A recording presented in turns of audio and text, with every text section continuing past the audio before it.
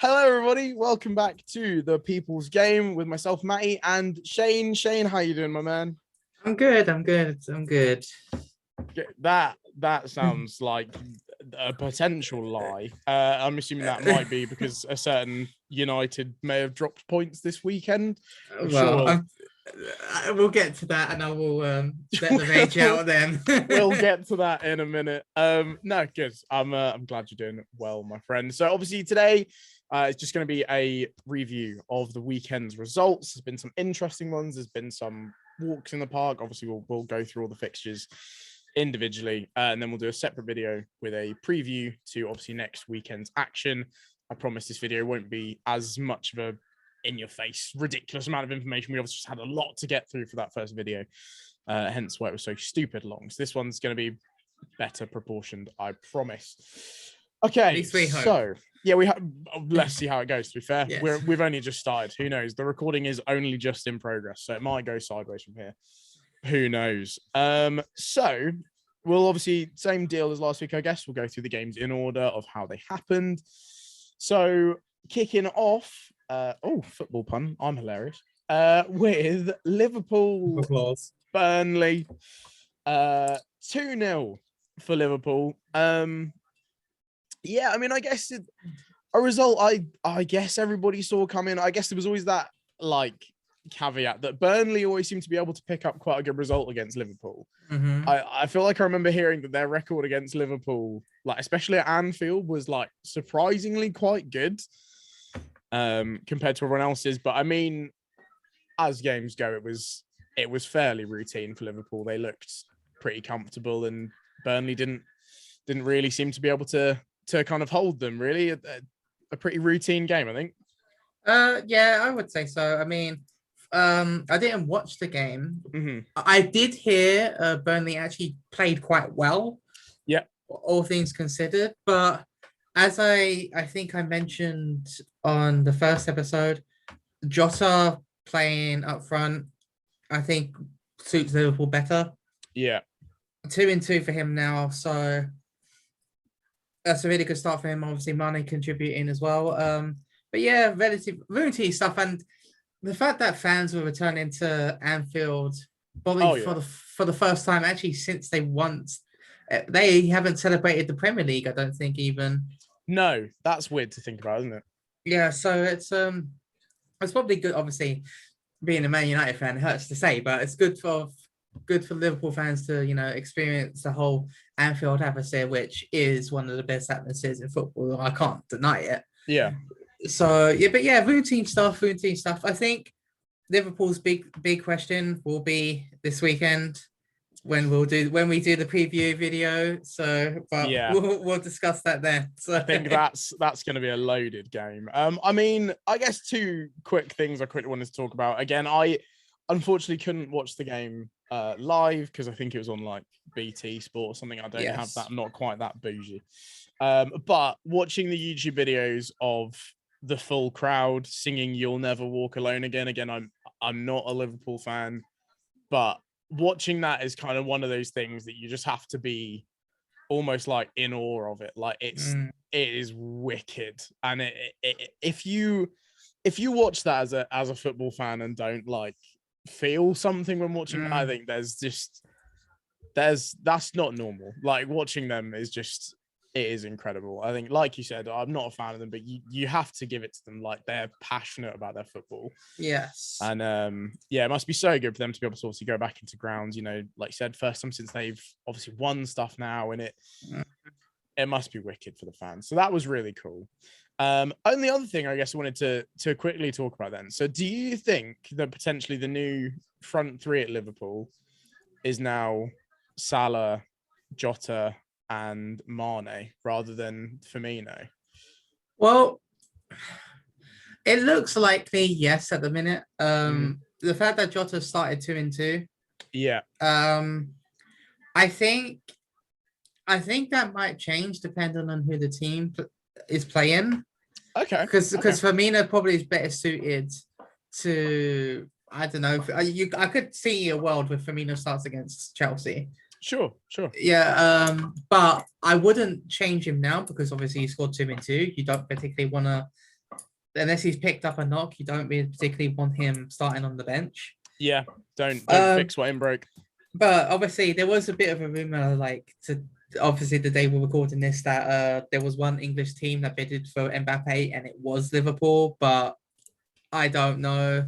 Obviously, with the Real Madrid news, that's just announced as well. That seems unlikely. So Yeah, well, I think we'll have time to probably quickly cover that story after the yes, review of all the games, because that's huge if that's yes, true. But again, we'll yeah, get into that. But yeah, I think I prefer this look with them of Jota up front. I think when that signing kind of happened, because obviously it kind of came out of the blue, right? Like obviously transfers nowadays, you kind of tend to know like a lot about them like weeks before they happen. I mean, obviously, you know, like Varane going to United or something like that was, you know, like worst kept secret in football. Like everybody knew it was happening. It was just a case of obviously when it yeah. happened. And I guess probably, you know, same with like Lukaku to Chelsea and obviously other moves as well. But, you know, it's always the moves like, you know, Danny Ings to Aston Villa. That kind of just happened. That Yeah, kind it of kind came of out just of happened nowhere. out of nowhere. Yeah, And I really like the kind of business of bringing Jota to Liverpool at the yeah, time. I thought that was a good signing. So, yeah, I think this season might be his season to kind of step up. And, you know, the fact that he's been able to kind of actually disrupt one of probably the most established front threes in football is oh, yeah. impressive. I mean, I think like the thing is as well is just like it was a bit of a surprise because realistically, if you looked at that Wolves side when Jota was playing, you would think to yourself, okay, they probably would have gone for Jimenez instead of Jota. Yeah. But obviously, like Jota, I think the reason why he's probably playing is I think Liverpool realized that Firmino doesn't score enough, Yeah. at least for me, and I think Jota will give you those goals. Sure. Maybe not on a consistent basis, but I'd say more consistent than what Firmino would do. Yeah, I'd say so. I guess the thing with I guess someone like a Jota over a Jimenez is I guess he can kind of do what Liverpool quite like, where he can just kind of free flow between all three of Yeah. the front positions, I guess, whereas Jimenez would be kind of the Mm. like focal point, Then, right? then the number nine. So I guess that'd be the reasoning for that. But yeah, like I said, I thought it was good business at the time, and I'm kind of glad for both parties, I guess, as Yeah. much as I can be as an opposing team fan, that it's, you know, it's working out for them. I'm glad because I thought it was a good move, and I like to be proved right with my massive ego. So speaking of Aston Villa and Danny Ings, although that was a while ago, actually, that was a pretty poor segue. Aston Villa 2, Newcastle 0. I Great mean, bicycle kick. what a That's Ings. goal. That's Ings for you, man. And it just goes to prove about what we said about Newcastle. I think like going forward, I think they'd be okay, but it's defensively where they look really bad. Yeah, I'm worried about them. Obviously, this is a good Villa team. Oh, I well, of know a course. lot of people were not, you know, not like doomsday, but I know a lot of people when they lost on the opening day, which was a surprise. Let's be honest, Yeah. you know, not many people had obviously Watford winning that game. But obviously, a lot of people went straight to, oh God, they've lost Grealish, they can't do it anymore. And I thought, you know, let's all just calm down. Calm down, yeah. Made some good signings. It's going to take a little while to bed in. Again, obviously, I don't want to overinflate this too much. Like, it is only Newcastle. So I don't want to say, like, you know, Villa are all guns blazing. Because, again, not to be rude, Newcastle fans, but it is only Newcastle. They're obviously going to be much tougher tests in the league. But Yes. solid showing from Villa. I think Newcastle showcased all of the reasons why I'm worried about them this season and why I feel worried about them every season. But I mean, yeah, I mean that goal is just, Yeah, it was a fantastic. Can't discredit him for that. And you know what? I will get into something about Inks when we get to the United game because there was something on Twitter that absolutely made me laugh. But I won't speak about it until I talk about the United game. So I'll leave it to there. But I was looking at the tweets and I was just hanging my head in shame. Let's put it that way. We'll get there soon, my friend. I think it's just it's impressive and kind of speaks to his credit. I don't think there's many people that, you know, in kind of his like prime years, I guess, if you like, would be told by, one of the best coaches in world football, like Jurgen Klopp, that he doesn't fancy him. There's not too many people that would actually be able to kind of recover from that. Oh, so yeah, the fact of that he's course. kind of, gone on to be Southampton's main man, and is obviously now starting to produce that for Villa. Yeah. I think that just really speaks to his credit, to the fact Yeah. that he's, picked himself up from somewhere that's probably quite tough to recover from. Yeah. I mean, 2-2, like for your new club, can't get any better than that, really. I mean, that's, nothing to be sniffed at. Again, I think that's solid business by Villa. I think they've spent that Grealish money Oh, fantastically incredibly well. And I think they'll kind of kick on from here, to be honest. I think they'll I think they'll be in a I good think they've done position. the best transfer business in the window. So I think I think there's a good case. You can definitely be yeah. made for them. So I guess not a nothing game. I don't want to be mean. Obviously, it's a good point for both teams. Crystal Palace, Brentford 0-0. I think the one thing you could say about that is that's 2 games in a row where Brentford have not conceded. Yeah. See, I was thinking this, and if you offered Brentford fans 4 points after their first 2 games in the Premier League, I think they would bite your hand off. Yeah, I feel like they'd probably think the 4 points would come the other way around. I'm assuming they probably, have taken a draw against Arsenal and beaten Crystal Palace. But I mean, solid start. I mean, I know obviously a lot of people were, like worried about Brentford, and obviously it's a long season ahead. We're only 2 games in. But I mean, as a newly promoted team, 4 points from 2 games, that's wicked. You'd take that all day long. Yeah, and I'm just looking at the stats here. It's Brentford have had 14 shots on target, so 14 shots, 7 more than Crystal Palace. Mm-hmm. And being away as well, that's pretty good. And Brentford were known for doing well going forward, so positive signs for them, really. I just really like their brand of football. They don't seem to be like afraid. I get it's almost kind of the same as like Norwich's approach, I guess, because I know Norwich will kind of still sort of try and play sort of expansive football. And I do like that. I kind of like the fact that they're not, they're trying to play their way. Yeah, right. And I guess it's kind of the same as like Leeds as well. Like, they don't really sort of tend to adapt their game. They're just like, no this plan is how B. we play. It's plan A and that's it. Yeah. And I think sometimes if it works, it works. I mean, if Brentford 4 points, 2 games, it's going well. I don't think anyone in the Brentford camp is going to complain. I think the thing I will say about Brentford is it'll be interesting to see if they would, for example, go on like a run of like 2-3 games in a row of losing, bouncing back from something like that, maybe. Being and obviously new to the Premier League and whatnot, but if they carry on the way they're doing, I think they'll be fine. Yeah, I think they'll be okay. I mean, I think there's just such a feel-good energy around Brentford right now, right? Like I feel like with every other club, there's almost kind of there's some sort of sense of like negativity. I mean, obviously not every club, but I mean, if I look at sort of like there's like Norwich fan base, like Southampton, Wolves, Tottenham, it seems like there's a lot of fans that kind of always have like I'm hoping for good stuff, but whereas everything around Brentford just seems very sort of upbeat right now, which is wicked. And I think, when you're in such a tough division and you've only just got promoted, I think that's what you need. I think you need to just look at it as like, you know what, we're going to go for this. If it works, it works. If not, we went down trying, Yeah, of course. So no, I hope Brentford can keep this up. I'm really rooting for them. I feel like they've just kind of become everyone's second team in the Premier League. I don't know anyone that has like a bad word to say about Brentford. I feel like everyone. I haven't got a bad word, and the thing is, I used to work there as a steward. So oh, there you go, man. You're kind of honorary member, I guess. So next game, another draw, but a pretty entertaining one.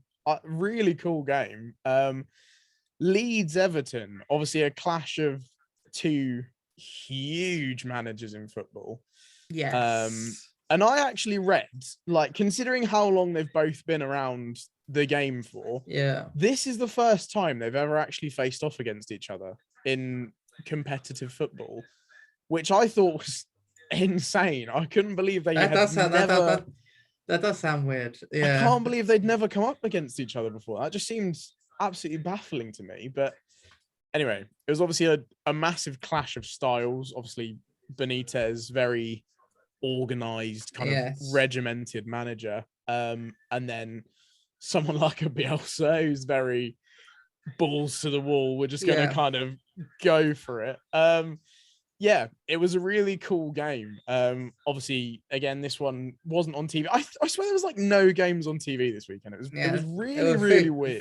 3 o'clock kickoff. So Um, yeah, it was so yeah, good watching for the highlights, it was cool. It was very yeah. cool. I don't know. Obviously, you've seen the highlights of him. Was it a penalty?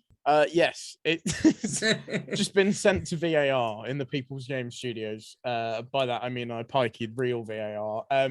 Yes, he very certainly pulls on Calvert-Lewin's shirt.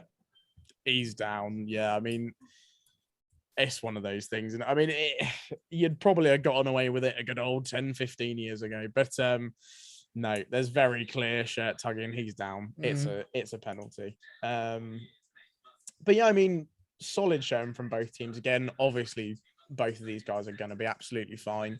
Oh yeah. I remember listening to TalkSport actually after Leeds played United, and obviously the scoreline was pretty insane, and I'd get why Leeds fans would be a bit ticked off by it.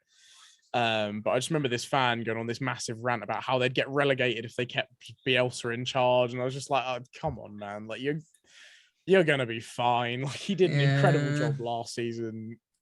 Calm down. I They'll be mean, okay. to be fair to like again, I'm a United fan. I shouldn't say it, but to be fair to Leeds, to come back from a goal down twice shows great character. Yeah, for sure. And you know, Rafinha's goal, I have seen that one, was a brilliant strike.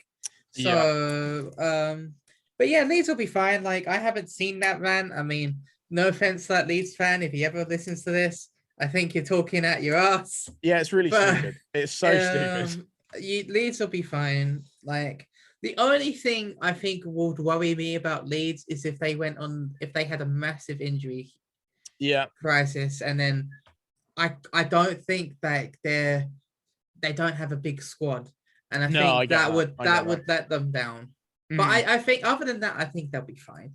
I think they'll finish I think they could finish top half. I was going to say, I think they'll be relatively there or thereabouts where they were last season, to be honest. I think they're going to pull off some really good results. They're probably going to have some absolute howlers.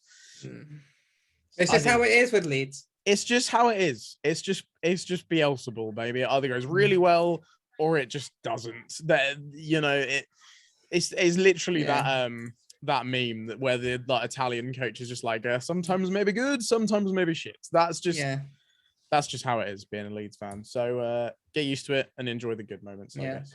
Potentially a bit of a painful one for yourself to talk about. Manchester City versus Norwich. I mean, I guess we all kind of saw this scoreline coming. Like I said to you, Man City were going to be angry. Yeah. And the thing is, it's just like Norwich's schedule has not been fair to them. No. However, they are the masters they're all down for. Why are you trying to play out the back against City? I don't understand. I understand you're playing your game, and that's one thing you got respect for Norwich. They tried to play their game, but like I worry for them. Like I know they've played Liverpool and I know they've played Man City, but defensively they look really bad. Yeah, I mean, I think again, to be fair to them, I think we'll have to see how they are in the next few games. I think the way they have to look at this is their season starts now. You know, they've got probably two of their hardest games of the season are out the way. They're done. That's it. Season starts now. Obviously, not that you can just mentally wipe getting battered 2 weeks in a row. Like nobody could just be like, oh well, that doesn't matter.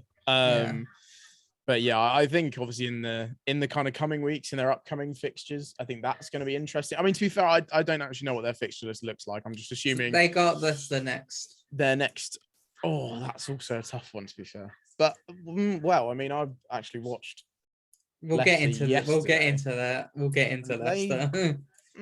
They looked a bit meh. But anyway, yeah, we'll get into that. But yeah, I think they just have to look at it as right off week 1 and week 2 as much as they can, and just kind of be like, right, season starts now. Yeah, because it's been a tough well. opening for them. I do want to mention, I do find it very ironic the fact that we said Jack Grealish was going to be our flop of the season and then he scores. However, it is against Norwich, and it was kind of fluky. Yeah, that's what I mean. I feel like you could have had a trolley from Tesco in the same place as Jack Grealish and you'd get the same result. Yeah, and that way you'd only have to put £1 in rather than 100 million. Yeah, so but I do find it funny that we said he'd flop and he scored this game. It's just you just kind of knew it was going to happen. Yeah, but you watch when we say flops of the weekend, we'll just have to watch out for them next week. Maybe they'll just absolutely belt it, but who knows? Next game, Brighton Watford, 2-0 win for Brighton. Brighton looks good.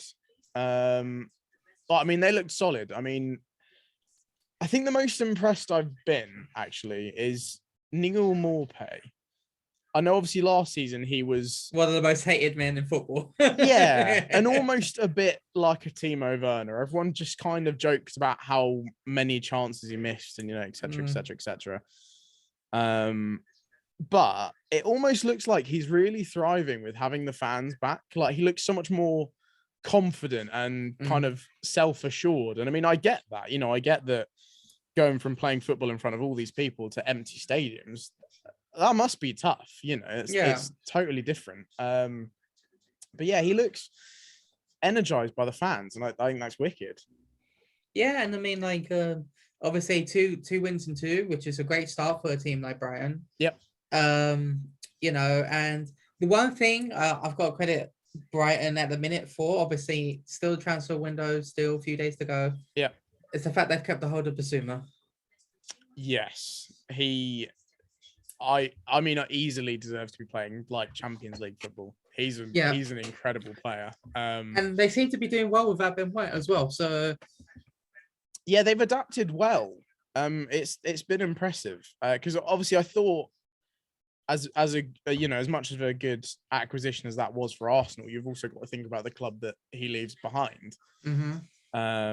So yeah, I did think it would have a bigger impact, but it's almost like when when you guys bought Harry Maguire, it was like at that time I thought, oh god, Leicester defensively are going to be shocking after that, but they almost kind of not got better, but Soyuncu just kind of slotted straight in. Yeah, that was it. Like no one kind of thought anything about it. So and Brighton have been impressive, and I mean I think I read somewhere that they've got 6 points already. Whereas last season it took them like 8, 9, 10 games or something to get to 6 points. So I think they could be in for a strong season. I think like with all teams, if they do get a really bad injury to someone like a Bissouma, then all of a sudden it's what's going to happen? And you know what? There is one, I think he does play for Brighton that I think I really rate, and that's Trossard.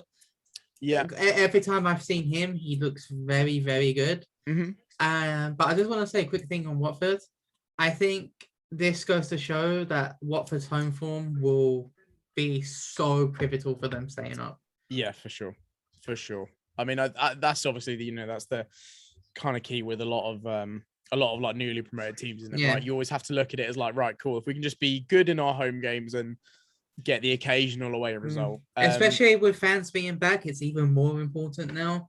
For sure. I think obviously during the whole pandemic when stadiums were empty, I think home form just went window, didn't it? Really, like home advantage was gone. You didn't have that 12th man kind of cheering. Yeah, like for example, like I know Man United's, obviously we'll get into it. Obviously, it's away record. It's fantastic. It is without fans in the stadium, so But again, swings and roundabouts, isn't it? Yeah, but, with fans back, it's all amplified to 100, isn't it? It is all totally different. Moving on to the next game, I can feel a rant incoming, and I'm more than happy to just let you have the floor with this one. Southampton 1, Manchester United 1. Obviously dropped points. Good point for Southampton. Great point for Southampton. Obviously, it's still a point. It's good. It's not a defeat, but I'm assuming it's a point that you're probably not too happy with. No, I mean, first of all, Martial starting, I don't understand why he started that game. Greenwood did so well up front against Leeds, and then you decided to put him on the right. I don't agree with it. Greenwood's a baller, absolute baller. I don't agree. Sancho didn't play. He should be fit enough to start that game. Yeah, I don't understand that, right? Because it's not as if he's going to be knackered from the Euros. No. He didn't really get right. too much game time. And this is the thing, right? So Martial looked like a passenger all game, right? So this is the thing that pisses me off, and this is where I'm going to bring that whole Danny Ings thing comes in, right? I saw a tweet, right, that saying Martial was better than Danny Ings, and I wanted to bite the head off because there's no way in hell that as a striker that Martial is better than Ings. There's no way in God's green earth Martial is better as a striker than Ings. As a winger, yes. Yeah. As a out and out striker, God no. And I look at it and I'm like, Ings was being talked about going to United, going to City. That's where he wanted to go realistically, right? But none of them bid for him, right? Yeah. I can guarantee you, right? Ings could probably do the job Harry Kane would for City. I think so. I want to quickly talk about the goal for Southampton and foul on, quote unquote, foul on Fernandes. Yeah. I understand they're trying to be a bit more lenient with fouls and everything. Yeah, I might be biased saying this. I still think it's a foul. I think it's a foul. Like he's gone from behind him. Okay, yes, he's got the ball, and that's probably why it's been not given as a foul. But yeah, I still think it's a foul. I think David De Gea could do a little bit better. I know it's deflected, but it's still near post. Yeah. And then obviously we went in the spell, obviously that first half where we should have been 2-3-0 up.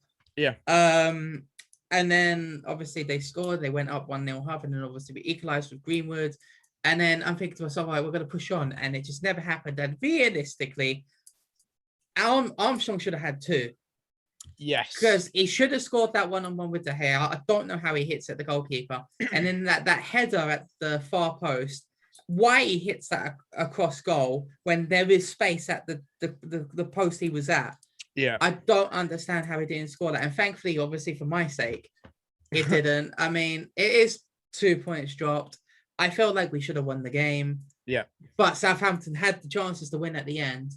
But it is, I have to question the team selection. And then, yeah, it's just, I reiterate, and I do think Martial needs to go now. I just think, I can't even use the excuse he might not have been fit. He just didn't look interested. Mm-hmm. And it also showed to me, because I watched Wan-Bissaka specifically that game, he looked so scared to go forward. Yeah. And that, I don't like that. I want 2 bombing fullbacks, not 1 bombing fullbacks and 1 that looks very scared. And it hurts me because he used to be a winger. So I don't know what's going on. Yeah. It's a weird one, isn't it? It's really odd, especially considering that obviously that's, like all he used to do, and probably his defensive game never used to be as good as it is. It's kind of weird that he's gone like totally the other way. Yeah, but yeah, I mean, look, 2 points dropped. Yeah, good point for Southampton, but yeah, there's nothing more I can say really. It's just one of those games, isn't it? Like on another day, that's I don't know, like an easy like 4-0 Man United, or on another day that's like a 3-0 Southampton when they have like 20% possession. It's one of those games that it could so easily have gone either way. Yeah. And obviously, I guess you potentially could argue that obviously a point is the fairest way for that to go. Obviously, both teams had so many good chances. I'm so surprised it was such a kind of low scoring game that both teams only got 1. There were so many chances.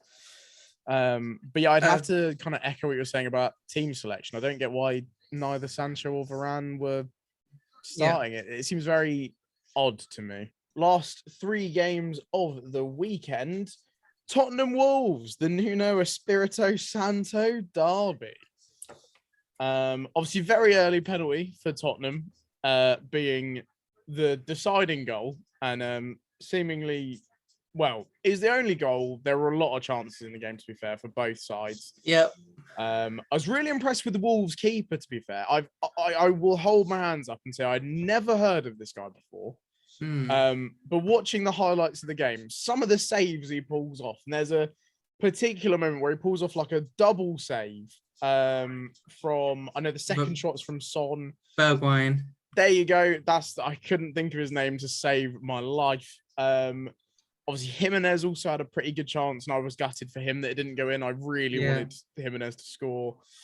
Obviously, Harry Kane came on for the last 20 minutes. And the reception seemed to be pretty good. Obviously, I know a lot of them were chanting he's one of our own, which I imagine is positive. But I mean, there's probably some negative feeling towards him as well. Yes. Interesting. It was a penalty. Yeah. It's one of those annoying ones, like Dele Alli just takes it past the keeper. Oh, yeah. Keeper can't help but take him out. The only thing is, I think Wolves' complaint is just, I do think the ball went, when Dele Alli touched it past the keeper, the ball did go pretty far. Yeah. Right. So whether or not he would have scored is another thing, but I can understand why it was given. Yeah, it's tough, isn't it? I mean, obviously, no one knows what had happened if it just carried on. But yeah, Wolves, again, like, second game in a row where they've played well. Same thing they did against Leicester, but just didn't take chances. Yeah. Again, I think Wolves are going to be okay. Obviously, it's going to be a bit of a, like, rebuild now, right? I mean, obviously, with Nuno going, he's obviously been there for the last couple of years, kind of implementing something good, and it's been going well. So obviously it's going to be a little bit of a rebuild for them this season. But yeah, like you said, they've been playing well. It's not as if they have looked bad at the start of the season. So I think they'll be okay. I think once it starts to click, I think they'll be all right. But yeah, I mean, I guess solid start for Tottenham as well, has to be said. 2 games, 2 wins, 2 goals scored, 2 clean sheets. I mean, can't ask so much more, really.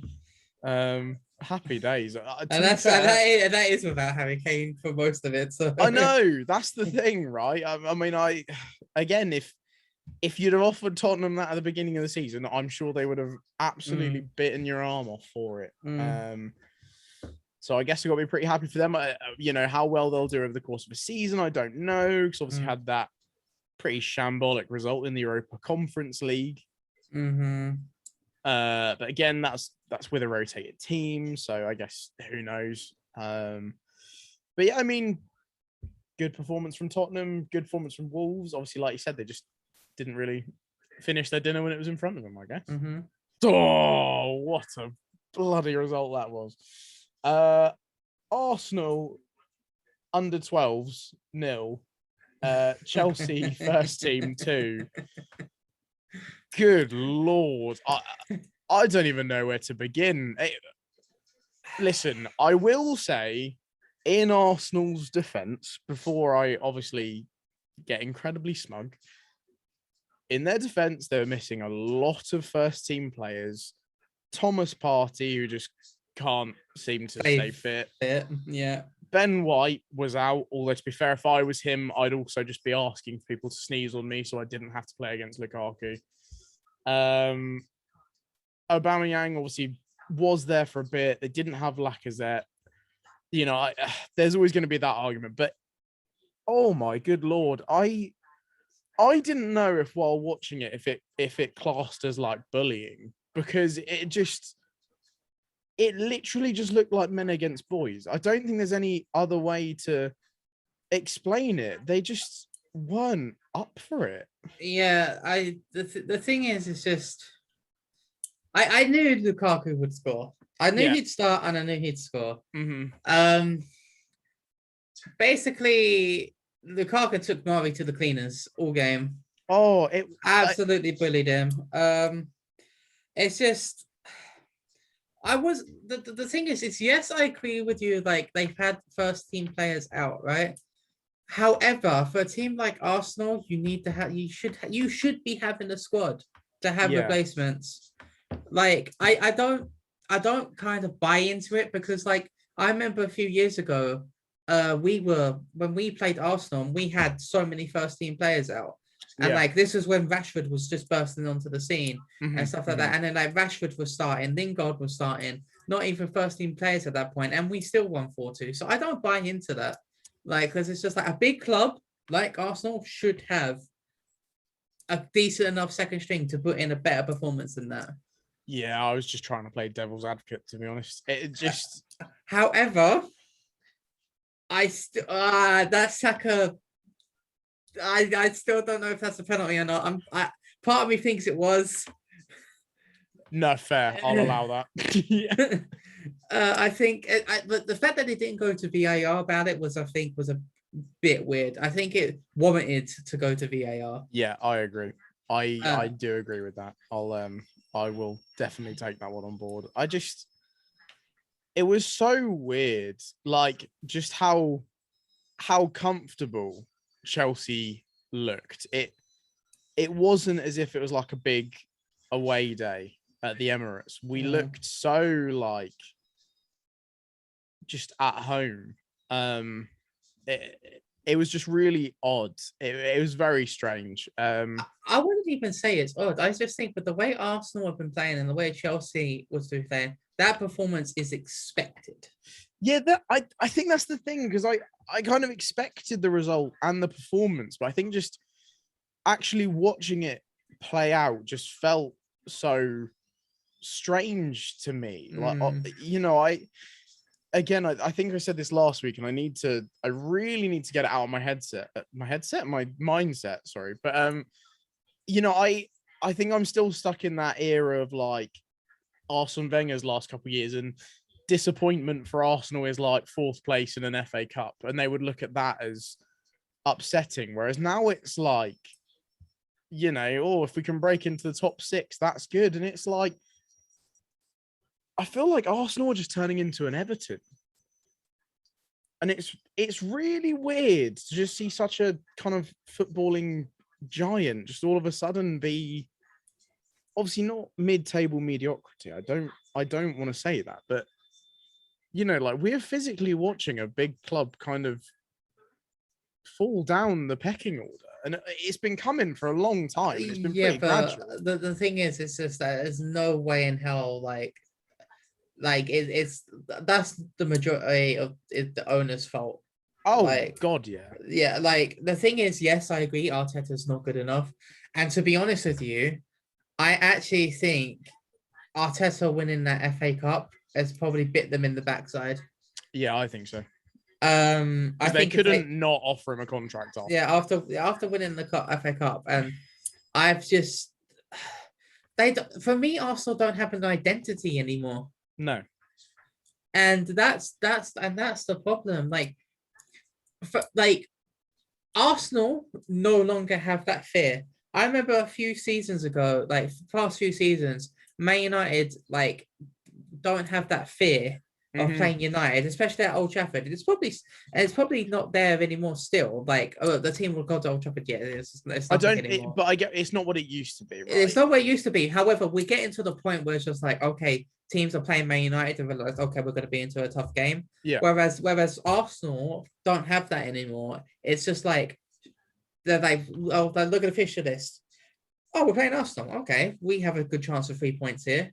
Yeah. As I said, Brentford looked at that first game of the season playing Arsenal and think to yourself, that's not a bad start, really. Yeah.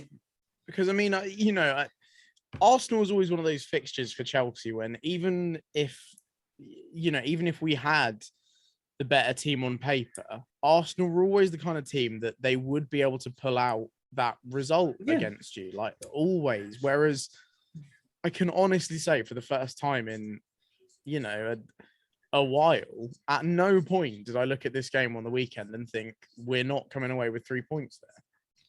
That just never crossed my mind. And it just feels so weird saying that I just wasn't worried about it. Like I should be. I shouldn't look at a game against Arsenal at the Emirates, and I shouldn't look at that and think easy 3 points. It's It's weird. It's really odd. Chelsea are the biggest club in London. Right, moving on. That's probably a debate for another video, to be fair. I would tend to agree with you right now, to be honest. I mean, Champions Leagues. Right, yeah, listen. exactly. Moving on. We have last night's game. Obviously, as of when we're recording this only happened last night. Now I did watch this one. So did I. I watched it at work. And I mean, where to even start? Because Leicester looked awful. Yeah, very un-Leicester-like. They did not look good. Final result was West Ham 4, Leicester 1, and with 10 men. What are your opinions on the red card? Because I know this is kind of splitting opinions a little bit. Well, first things first, I want to say it was a very scrappy game until West Ham scored. Yes, yeah. Very, very scrappy game, and then that's a red card for me.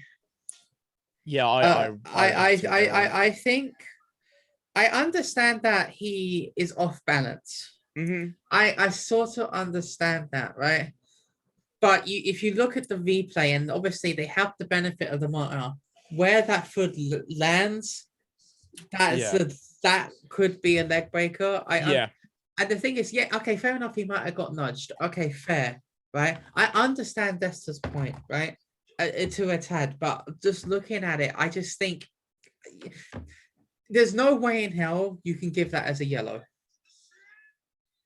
I think that's the problem, right? Is I get why they're annoyed that he got sent off, but if he only gets a yellow, or if he only gets a caution for that, which obviously would never happen, there'd have to be a card come out for that.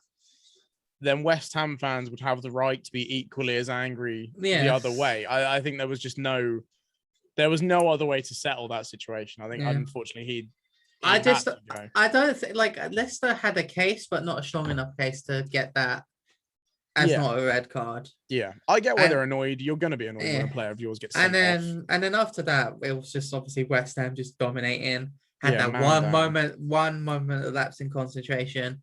But other than that, it was a complete dominant performance. And you know what? Fair play to Mikel Arteta. Obviously broke West Ham's records, most goals in the Premier League for them. He's wicked. Like Mikel Arteta is so underrated. He's so impressive. I can't remember who was second or third. It was Alan Smith, right? Yes, yeah. He said it perfectly. Jamaica are getting a top class striker. Yeah. He is, considering the amount of positions that bloke has played for in his career, he has done very, very, very well. Mm-hmm. And just as a final word from me on West Ham, they've picked up where they left off from last season.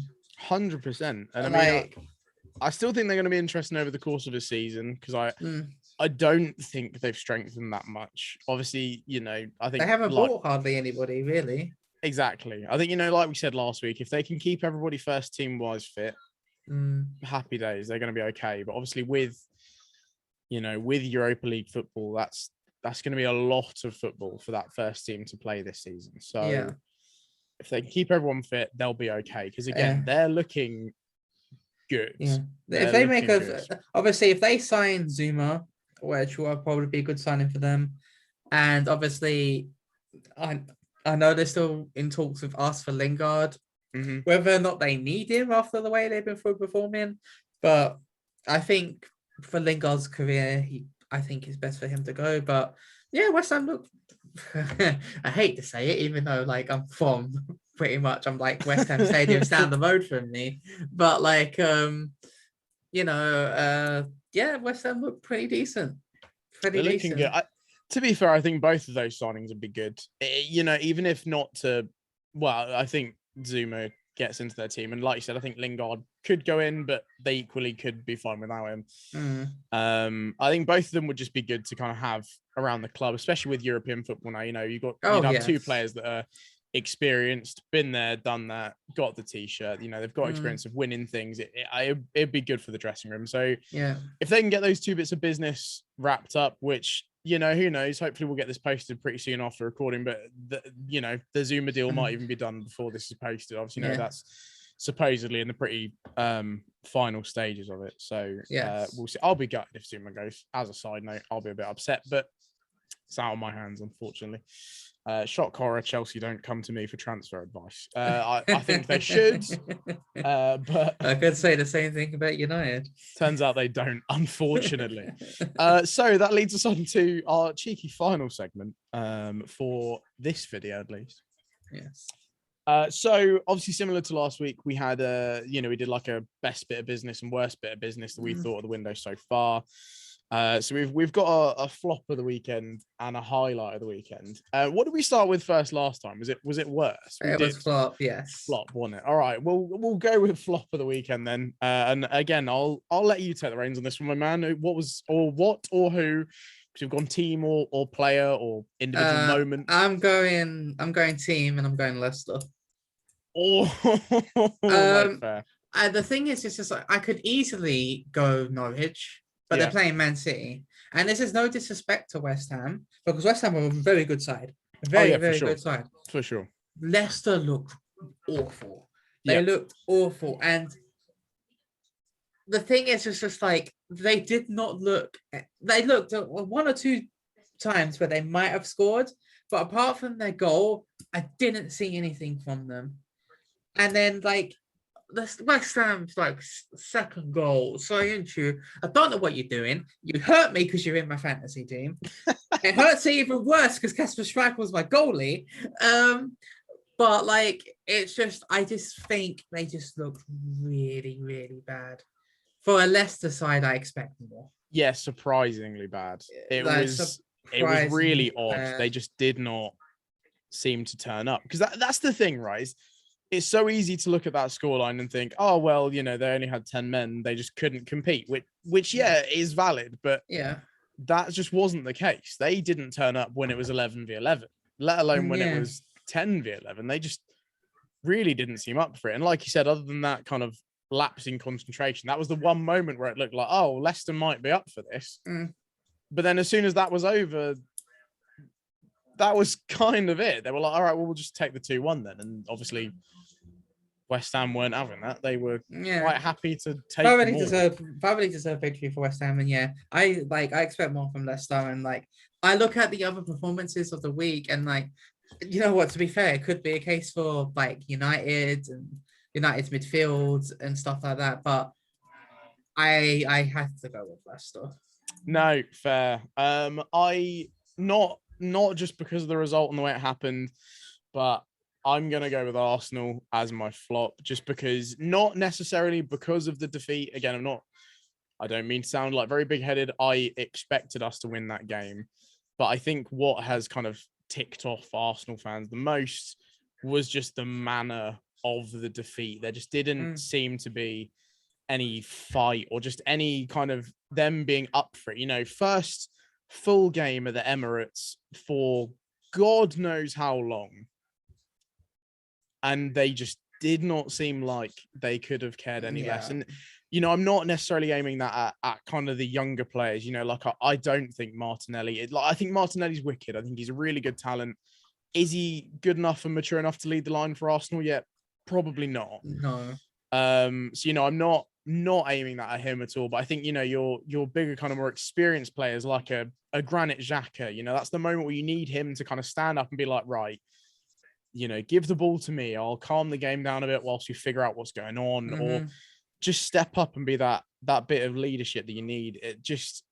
It looks like a very spineless display. And like I said, obviously that's really good for me. It benefits me, but in a way it's almost like I felt almost sad for the other team, because it was just boys against men. So I think flop of the weekend just has to go for Arsenal. I think they need to write off the City game. I think, again, we'll obviously go into that in the preview video, but I think the results after that City game, I think they're going to be key, because I think that manager's seat at Arsenal is going to be getting very hot under Arteta soon, if it isn't already.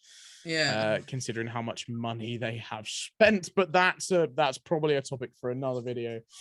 Highlight of the weekend then, my friend. Mikel Antonio. Fair. I know that's weird for me considering it's the same game, but you know what? Like, first half he didn't do that well, but Moyes said it himself. He gave him a few words, different player in the second half. And you know what? To be fair to him, like for him to break that record of like Paulo de Gagnos, Yeah, that is a really big deal. Mm. As I said earlier, the fact that he's been in so many different positions is a defo number 9 now. Like yeah. he has transformed himself, and you've got to give the bloke credit. And to break that record, to score 2 goals, like fair play to him. So, and his celebration was amazing. So That was going to be my thing. His celebration was wicked, and I think it's like the stats they showed at the end of the game as well, right? It's not as if he just had 2 shots that he was in the right place for, right time, 2 good shots. It's the amount he contributes as well. Like I'm pretty sure his stats at the end of the game that showed up on the screen. It was like he made the most progressive runs, like most take-ons, most dribbles completed, etc., etc., etc. It's the amount he contributes when he's not scoring goals, and then how good he is at being that lethal goal scorer. It's impressive. So I'll allow that. I think that's a solid pick. I won't lie, I did go with Danny Ings' goal or just Danny Ings this weekend. I just think, like I said, for him to have kind of come back, for him to be making this transfer work, I think I was always really worried that Danny Ings would leave Southampton and then he would just kind of potentially like fade back into sort of nothing. Obviously we all know he is a class player. He is. But I was always kind of worried that if he ever did get that move away from Southampton, whether it would actually work out for him. Of this game for Villa, he's still looking like the real deal. Yeah. And an absolutely top class goal. I mean, fair play to the guy. I again just have to hand it to him. It's a top quality weekend from him. And long may it continue. I really like Danny Ings. Sure. I hope he keeps us up. Yeah, for sure. Definitely. And it just goes to show you really, like he deserved to be in the top 6 side. Aston Villa done brilliant business there. That's what I mean. Going back to this earlier point, I get that, I get that City signing Kane would be amazing, but if they signed Ings, he would still absolutely bang for that team. And I have no doubt that they would still smash it. But again, that's probably something to chat about for another video. I guess really quickly then, just before we wrap up, obviously this very breaking story that already horrifically in debt, Real Madrid, that must be prefaced. They're like €500 million in debt, but we'll wipe that off. Apparently, a 160 million, is it? Euros, pound bid, or 160 million euro rather bid has been placed for Kylian Mbappe. How are they financing that? I guess I don't know, because I'm pretty sure if my bank account goes into the negative, my card would stop letting me buy things. So I don't entirely know. I wonder how they're doing this, because I thought Real Madrid and Barcelona were in kind of the same boat. Well, yeah, I mean, I think it's come to light that Barcelona's financial troubles are worse. Yes. But I didn't think either of them were particularly good to the point where they would have funds to be able to attempt something like that. Yeah, and it's because like the news broke today that an English club made an approach for Mbappe. There was rumors it was Liverpool. That wasn't confirmed. And obviously with the Don, which is Fabrizio Romano, breaking the news that of the bid. I can see him going. He's always wanted to play for Real Madrid, to be fair to the lad. So yeah, and there's been a lot of contradicting statements recently, hasn't there, where he's been saying that he's kind of wanted to leave, and then obviously the kind of Paris Saint-Germain, head guy has been very like, no, he's our player, he's not going anywhere, we're not selling him, and he's not leaving at the end of his contract. And it's like, all right, mate, that's a bit weird. Yeah. So that's been kind of very back and forth. So now this is just like you know what? If he does leave, I'm gonna give him really big credit for not wanting to stay and playing with Neymar and Messi. Because you could easily stay and be one of probably the best front three in the world. Oh God, yeah. Yeah. The fact is, for me, that screams Mbappe wants to be the main man.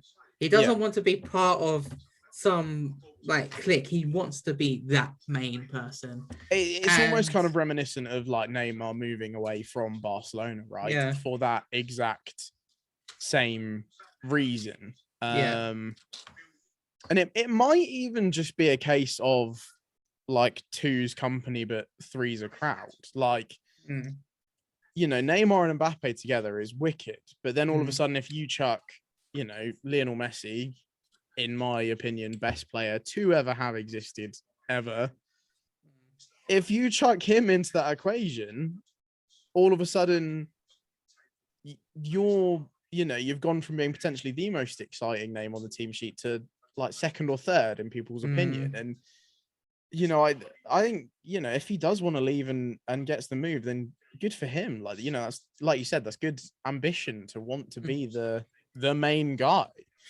Yeah, and like I think he'll do wonders at Real Madrid. Mbappe. Oh yeah, he would never do badly wherever he went. Let's be honest. But there is actually one bit of news I actually want to touch on for Go this on, last bit. Let's do it. Cristiano Ronaldo, because I think we have to mention him. Reason being, obviously, he didn't start for Juventus. No. There's this whole thing. This was their decision. Ronaldo wants out. If he does go, where does he go? There's rumors of him going Man City. There's rumors of him going PSG. Yeah. Where would he go? For the love of God, Ronaldo, I love you. Do not go Man City. I honestly don't think he would. I hope that's not just sentimental me talking, but I think sometimes you've just got too much affiliation to a club. Like, I get, Carlos Tevez was probably just a bit of a shit out because I don't think he really cared. But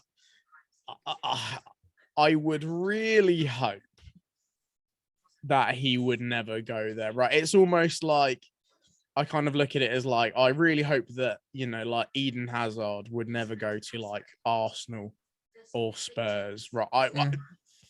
I would really hope. I mean, not that he would, let's be honest, what a downgrade that'd be. But like, you get my point, right? There, I feel like there are some players that you would hope would have just too much affiliation to a club. So I don't think he'd go to City. Apparently it's all been sort of somewhat, like squashed now, hasn't it? That he's staying put and whatnot. But yeah, I mean, considering I thought this summer was going to be pretty quiet with obviously, COVID and all that jazz, it's picking up. It's been pretty blockbuster. And there's still time in the window left. So who knows? Anything could happen. Obviously, after the window's closed, I'm sure we'll do a video kind of covering the biggest bits of business and Premier League clubs and what we think and stuff. But yeah, it's been a lot more action packed this window than I thought it was going to be. Anyway, that'll bring this video to a close. Obviously, please, if you've enjoyed the video, hit that like button. It massively helps a lot. And obviously, get in the comments. Let us know what you guys think. If you think we're chatting out of our backsides, then please let us know. Why not? Feel free even more to do so on the preview video where we're going to predict probably too much and look kind of stupid. But let us know beforehand how stupid we look. If this is your first time seeing our amazing faces on your screen, then obviously hit that subscribe button and click that notification bell, or you're basically not even subscribed. So that's been us, and see you guys in the next video. Take care.